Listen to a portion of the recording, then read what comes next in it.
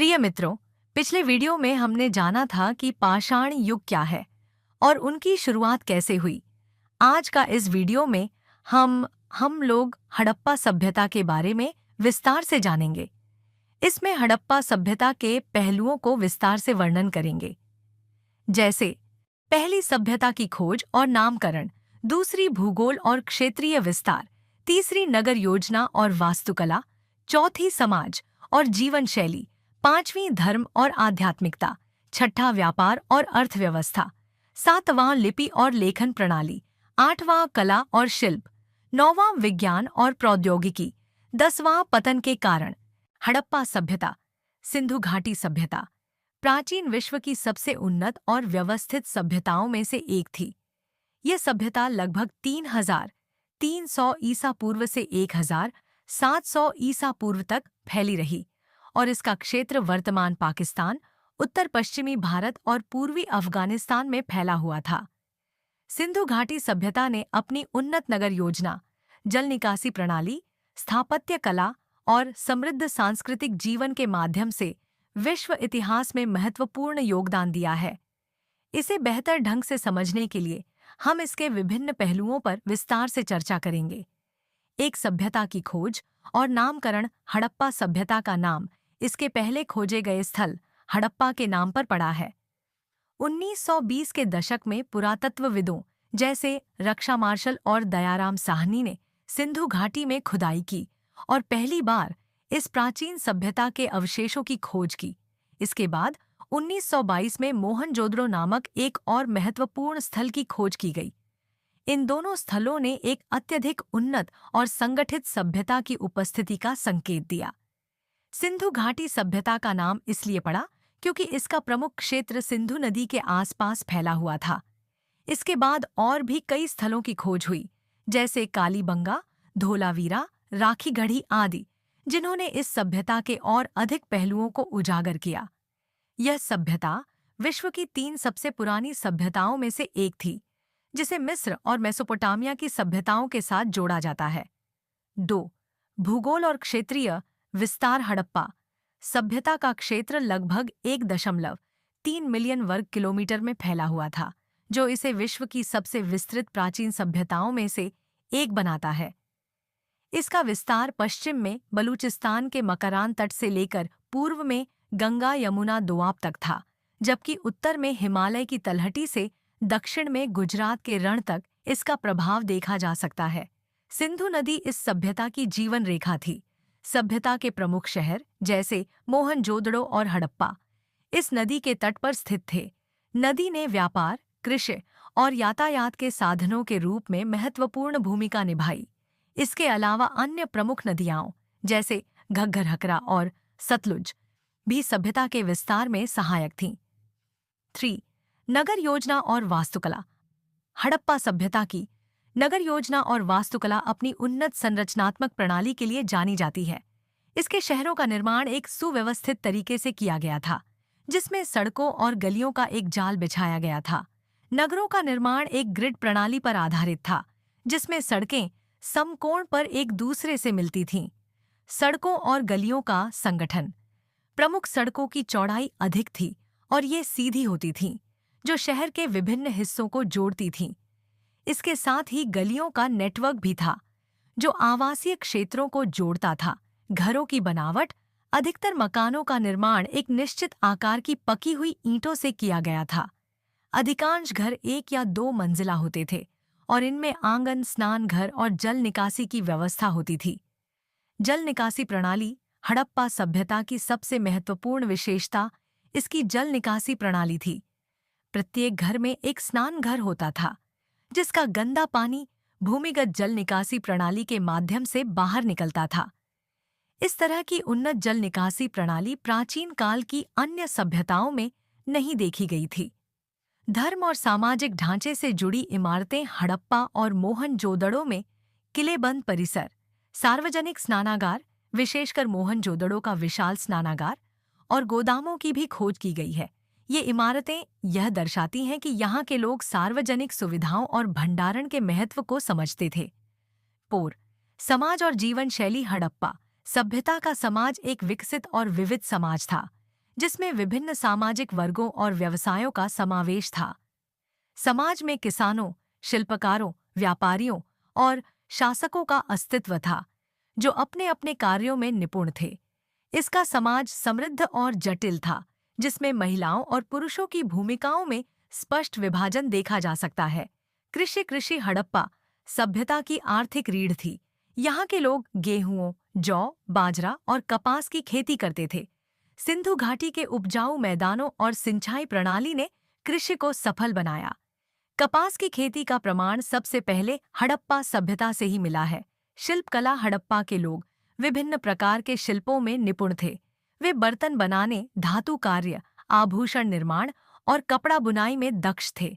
हड़प्पा के कई स्थानों पर उन्नत प्रकार के मृदभांड, पॉटरी और पत्थर के बर्तन पाए गए हैं। व्यापार हड़प्पा सभ्यता के लोग व्यापार के माध्यम से आर्थिक समृद्धि प्राप्त करते थे। सिंधु घाटी के शहरों ने न केवल आपस में बल्कि मेसोपोटामिया और मध्य एशिया के साथ भी व्यापारिक संबंध बनाए रखे। व्यापार में सोना, चांदी, तांबा और बहुमूल्य पत्थरों का आदान प्रदान होता था। पिस्की धर्म और आध्यात्मिकता। हड़प्पा सभ्यता के धार्मिक जीवन के बारे में प्रत्यक्ष प्रमाण उपलब्ध नहीं है, लेकिन खुदाई में प्राप्त वस्तुओं और मुहरों से धार्मिक जीवन के कुछ पहलुओं का अंदाजा लगाया जा सकता है। हड़प्पा सभ्यता में कोई भव्य मंदिर या धार्मिक संरचना नहीं मिली, लेकिन कई मूर्तियां और मोहरें यह संकेत देती हैं कि धार्मिक जीवन का कुछ रूप अस्तित्व में था। मुहर मोहनजोदड़ो से प्राप्त एक प्रसिद्ध मुहर, जिसे पशुपति मुहर के नाम से जाना जाता है, में एक योग मुद्रा में बैठे हुए एक व्यक्ति को दिखाया गया है, जिसके चारों ओर विभिन्न जानवरों की छवियां हैं। कुछ विद्वान इसे शिव या पशुपति का प्रारंभिक रूप मानते हैं। प्रकृति की पूजा। हड़प्पा सभ्यता के लोग संभवतः प्रकृति की पूजा करते थे। पेड़ों और जानवरों की आकृतियों वाली मोहरें, मिट्टी की मूर्तियां और देवी देवताओं के प्रतीक इस बात के संकेत हैं। नदियों की महत्ता। सिंधु नदी इस सभ्यता के लिए जीवन रेखा थी और इस बात की संभावना है कि वे नदी की भी पूजा करते थे। नदी को समृद्धि और कृषि की प्रमुख स्रोत के रूप में देखा जाता था। छठी, व्यापार और अर्थव्यवस्था। हड़प्पा सभ्यता की अर्थव्यवस्था मुख्य रूप से कृषि, व्यापार और शिल्पकला पर आधारित थी। इसके अलावा उनके व्यापारिक नेटवर्क बहुत व्यापक थे, जो उन्हें एक मजबूत आर्थिक शक्ति बनाते थे। व्यापारिक गतिविधियों का विस्तार न केवल सिंधु घाटी में बल्कि बाहरी क्षेत्रों, विशेषकर मेसोपोटामिया और फारस की सभ्यताओं के साथ भी था। कृषि खेती का विकास। हड़प्पा सभ्यता में कृषि की उन्नति से उनकी अर्थव्यवस्था को स्थिरता मिली। सिंधु नदी के जल और उपजाऊ मिट्टी का उपयोग करके यहाँ के लोग गेहूं, जौ, बाजरा, मटर और कपास जैसी फसलों की खेती करते थे। कपास की खेती का सबसे पहला प्रमाण भी हड़प्पा से ही मिला है। पशुपालन। हड़प्पा के लोग कृषि के साथ साथ पशुपालन में भी निपुण थे। वे गाय, भैंस, भेड़, बकरी और हाथियों का पालन करते थे। इन पशुओं का उपयोग न केवल कृषि कार्यों में बल्कि परिवहन और व्यापार के लिए भी किया जाता था। अनाज भंडारण। हड़प्पा के शहरों में विशाल अनाज भंडारों के अवशेष मिले हैं, जो यह दर्शाते हैं कि यहाँ का समाज कृषि उत्पादन को संगठित तरीके से संचालित करता था और फसलों को लंबे समय तक संग्रहित करने की प्रणाली थी। व्यापार और विनिमय। स्थानीय और अंतर्राष्ट्रीय व्यापार। हड़प्पा सभ्यता के लोग स्थानीय स्तर पर व्यापार करते थे, लेकिन उनके व्यापारिक संबंध दूरस्थ क्षेत्रों तक भी फैले हुए थे। वे मेसोपोटामिया, फारस, अफगानिस्तान और मध्य एशिया के साथ व्यापार करते थे। व्यापार के मुख्य सामानों में सोना, चांदी, तांबा, कीमती पत्थर, मोती और कपड़े शामिल थे। जलमार्ग का उपयोग। सिंधु नदी और समुद्री मार्ग व्यापार के लिए महत्वपूर्ण साधन थे। इससे व्यापारिक वस्तुओं को एक स्थान से दूसरे स्थान तक ले जाना आसान होता था। व्यापारिक मुहरें। हड़प्पा सभ्यता के लोगों ने व्यापारिक लेन देन को रिकॉर्ड करने के लिए मुहरों का उपयोग किया। इन मुहरों पर पशुओं, प्रतीकों और लिपियों की आकृतियां अंकित होती थीं, जो व्यापारिक लेन देन के प्रमाण के रूप में काम करती थीं। उद्योग और शिल्पकला। धातुकर्म। हड़प्पा के लोग धातुओं का कुशलतापूर्वक उपयोग करते थे। तांबे और कांसे से औजार, हथियार और आभूषण बनाना आम था। सोने और चांदी से बने गहनों के प्रमाण भी मिले हैं, जो दर्शाते हैं कि यह एक समृद्ध सभ्यता थी। मृदभांड निर्माण हड़प्पा सभ्यता के सबसे प्रमुख उद्योगों में से एक था। इस सभ्यता के लोग उच्च गुणवत्ता वाले बर्तन बनाते थे, जिन पर ज्यामितीय आकृतियां और जानवरों की छवियां अंकित होती थीं। बुनाई और कपड़ा निर्माण कपास की खेती के कारण हड़प्पा के लोग बुनाई में भी निपुण थे। कपड़ा निर्माण का व्यवसाय भी यहाँ प्रचलित था और मेसोपोटामिया के साथ उनके व्यापारिक संबंधों से पता चलता है कि वे कपड़े निर्यात करते थे। 7वीं लिपि और लेखन प्रणाली। हड़प्पा सभ्यता की लिपि और लेखन प्रणाली अब तक के सबसे बड़े रहस्यों में से एक है।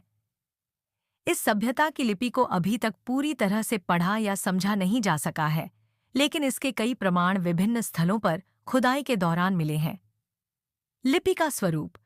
चित्रलिपि, पिक्टोग्राफिक। हड़प्पा लिपि पिक्टोग्राफिक प्रतीत होती है, जिसमें प्रतीक और चित्रों के माध्यम से जानकारी अंकित की जाती थी।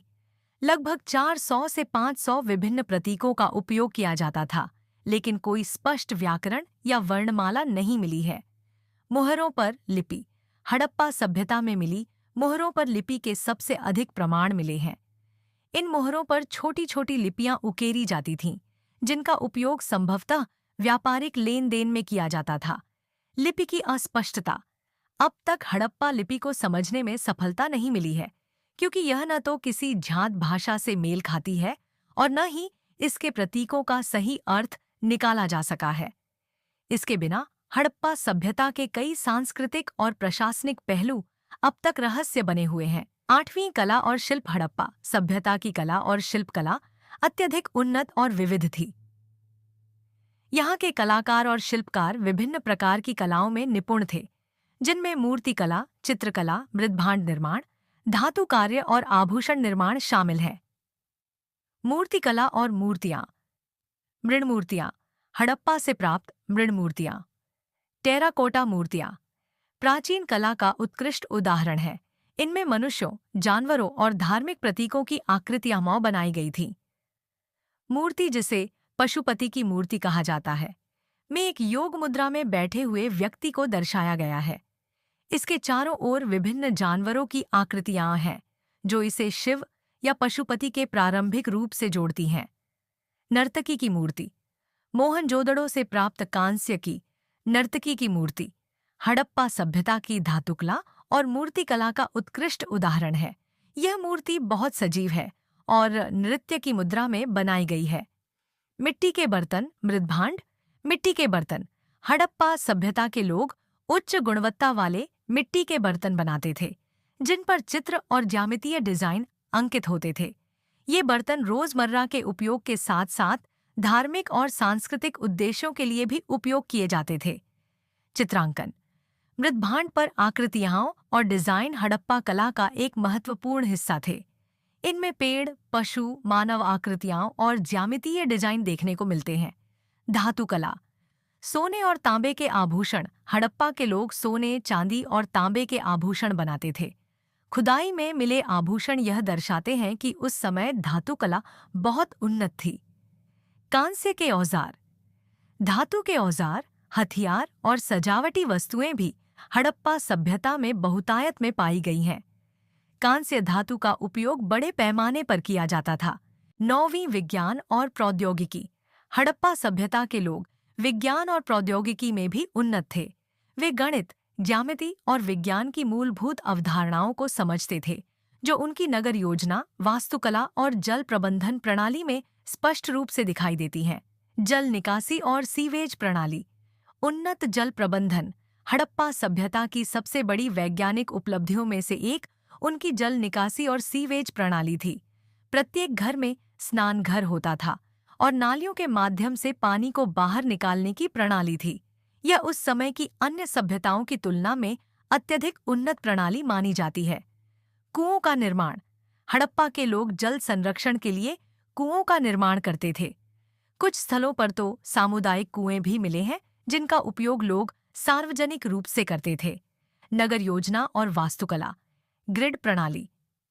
हड़प्पा के लोग शहरों को ग्रिड प्रणाली पर बनाते थे, जिसमें सड़कों और गलियों का एक नियमित जाल होता था। यह पता चलता है कि वे ज्यामिति के सिद्धांतों का अच्छे से ज्ञान रखते थे। मिट्टी और ईंटों का उपयोग। निर्माण कार्यों में पकी हुई ईंटों का प्रयोग किया जाता था, जो आकार में एक समान होती थीं। पतन के कारण। हड़प्पा सभ्यता का पतन एक रहस्यमयी घटना है, जिसका सटीक कारण आज तक स्पष्ट रूप से ज्ञात नहीं हो सका है। हालांकि विभिन्न पुरातात्विक अनुसंधानों और सिद्धांतों के आधार पर कुछ प्रमुख कारणों का अनुमान लगाया गया है, जो इस सभ्यता के पतन में योगदान कर सकते हैं।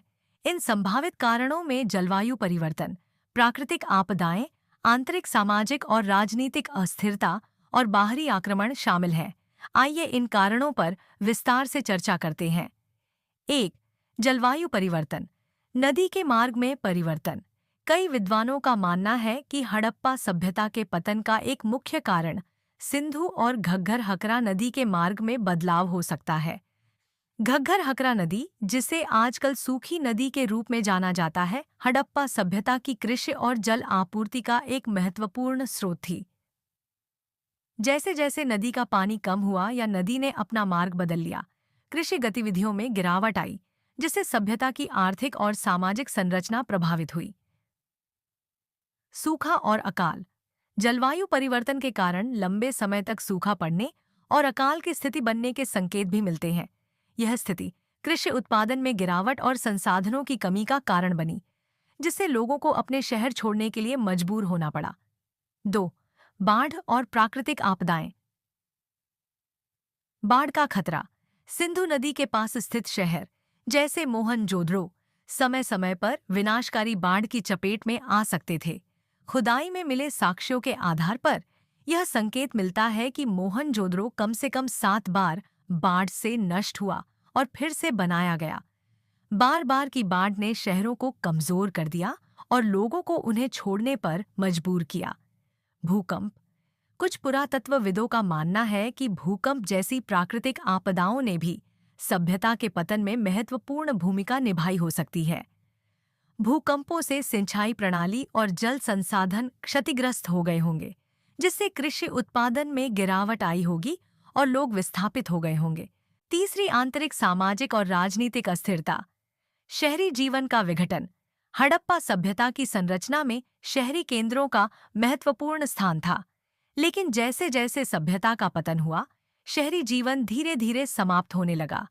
इसका कारण आंतरिक राजनीतिक अस्थिरता और प्रशासनिक व्यवस्था में कमजोरी हो सकता है। बड़े शहरों में रहने वाले लोग छोटे छोटे गांवों में स्थानांतरित हो गए, जहां कृषि जीवन शैली पर अधिक निर्भरता थी। सामाजिक संघर्ष। कुछ विद्वानों का मानना है कि सभ्यता के भीतर सामाजिक संघर्ष या वर्ग विभाजन हो सकता है, जिससे आंतरिक अस्थिरता बढ़ी। जैसे जैसे संसाधनों की कमी हुई, संघर्षों ने समाज को और कमजोर कर दिया। 4. आर्यों का आगमन। बाहरी आक्रमण का सिद्धांत। हड़प्पा सभ्यता के पतन का एक प्रमुख सिद्धांत यह है कि आर्यों के आक्रमण ने इस सभ्यता को समाप्त कर दिया। 1500 ईसा पूर्व के आसपास आर्यों ने भारत के उत्तर पश्चिमी क्षेत्र में प्रवेश किया।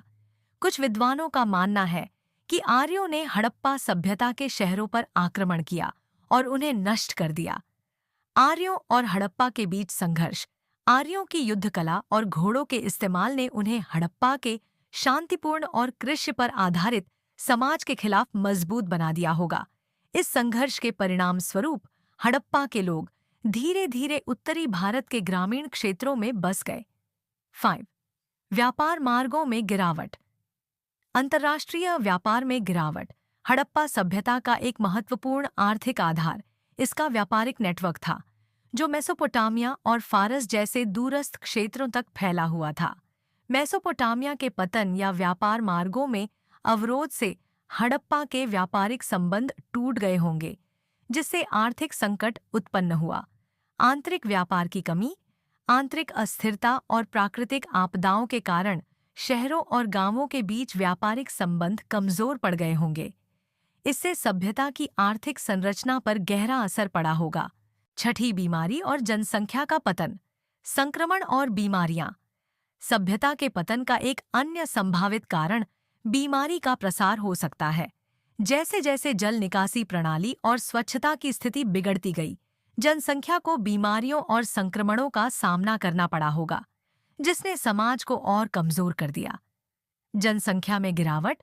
जनसंख्या की गिरावट का प्रमाण भी मिलता है, जो यह दर्शाता है कि या तो लोग इन क्षेत्रों से पलायन कर गए थे या फिर किसी महामारी के कारण मृत्यु दर बढ़ गई थी। निष्कर्ष: हड़प्पा सभ्यता का पतन एक जटिल प्रक्रिया थी जो कई कारणों से प्रभावित हो सकती है। यह स्पष्ट है कि जलवायु परिवर्तन, प्राकृतिक आपदाएं, आंतरिक अस्थिरता और बाहरी आक्रमण जैसे कारक इस सभ्यता की गिरावट में प्रमुख भूमिका निभा सकते हैं। हालांकि हड़प्पा सभ्यता का अचानक और रहस्यमयी पतन हुआ, लेकिन इसका प्रभाव भारतीय उपमहाद्वीप की सांस्कृतिक धारा पर स्थायी रूप से बना रहा। इसके शहरों की उन्नत योजना, सामाजिक संरचना और सांस्कृतिक उपलब्धियां आज भी पुरातत्वविदों और विद्वानों के लिए अध्ययन का महत्वपूर्ण विषय बनी हुई है। हड़प्पा सभ्यता की उन्नत तकनीक, नगर योजना और कलात्मक उपलब्धियों ने आधुनिक सभ्यताओं को बहुत प्रभावित किया है और इसके अध्ययन से हमें प्राचीन भारत की सांस्कृतिक धरोहर को समझने में मदद मिलती है।